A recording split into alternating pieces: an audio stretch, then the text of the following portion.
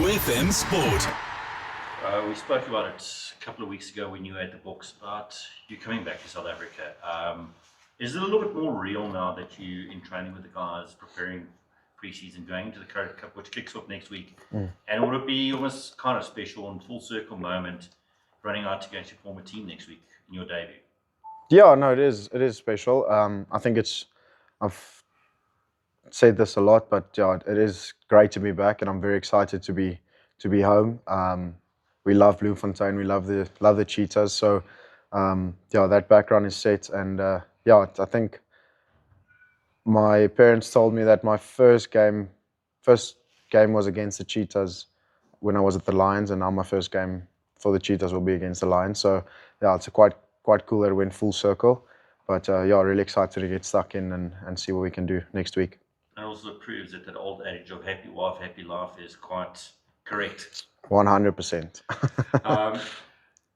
Notice a bit now in training that you're helping the youngsters quite a lot. You are in the twilight of your career, or don't want to quite put it like that, but is there any ambition to maybe later go into a coaching role to stay within rugby when you finally hang up those boots? Yeah, I haven't really thought of it. I always believe like if you can help someone out, I think that it will be better for the team. If you keep stuff to yourself and you want to only do good for yourself, it's going to have a massive negative effect on the rest of the guys. So if I see something that can help them, if they see something they can help me with, then that's fantastic. If we can have that environment in the entire team where we build each other up rather than to keep things for yourself, I think that's the main role. But yeah, if I can help out in any way, if coaching needs to be done somewhere, I will do that 100%. It's not something that I'm really wanting to do, but I will still stay involved and help out where I can. Frans, you're doing a bit of a count just now. I think it's 6 scrum halves in the Cheetahs group. I don't think the Cheetahs have ever had 6 halfbacks at any given time. So that must be quite nice that you've got that kind of depth, and it allows the Christian and those kind of guys to settle in without too much pressure on them.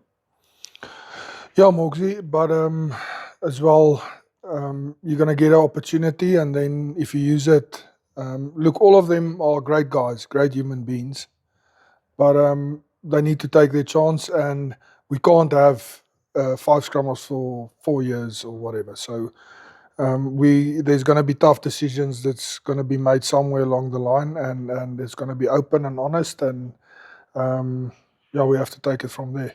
But that is really the nice thing, is it can drive guys a lot more like you guys are used to with the Springboks. We've seen what Rossi's done over the last couple of weeks with all these youngsters coming in, and it just seems like every week the guys' level just increases. Yeah, as well, I think rugby is more physical these days, and you saw what happened to us against the Falcon in the SA Cup. It was just too much. So hopefully we can get into a nice rotation system where we give guys opportunities and guys rest, and there's a lot of rugby that's going to be played in the next couple of months. I mean, we've got the Currie Cup, then we've got the away leg of the Toyota Challenge, so we need to keep everybody fresh, we need to keep everybody on the field. That's more important than everything. So yeah, it's good. There's good competition in the 9 jersey. And next week it's the Lions coming here, runners up. But last time you guys you outclassed them. The last time they played here in the Currie Cup last year, they went on to play in the final. But a good challenge for you guys to start off the comp and see where you are, because ultimately Currie Cup is the Cheetahs' bread and butter at the moment. Yeah, we need to start well. There's no time to cruise into it. So we need to be at our best from the beginning till the end. Pine said he wants to go unbeaten, and we want to go unbeaten. So that's our aim.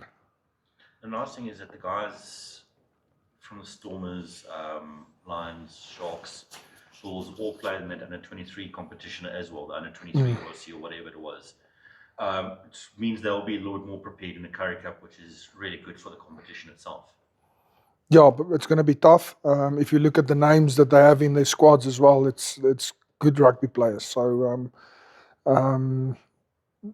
we're looking forward to the Currie Cup, and it's going to be a competitive one. And hopefully, we can play a good brand of rugby, a good brand of winning rugby in the Currie Cup.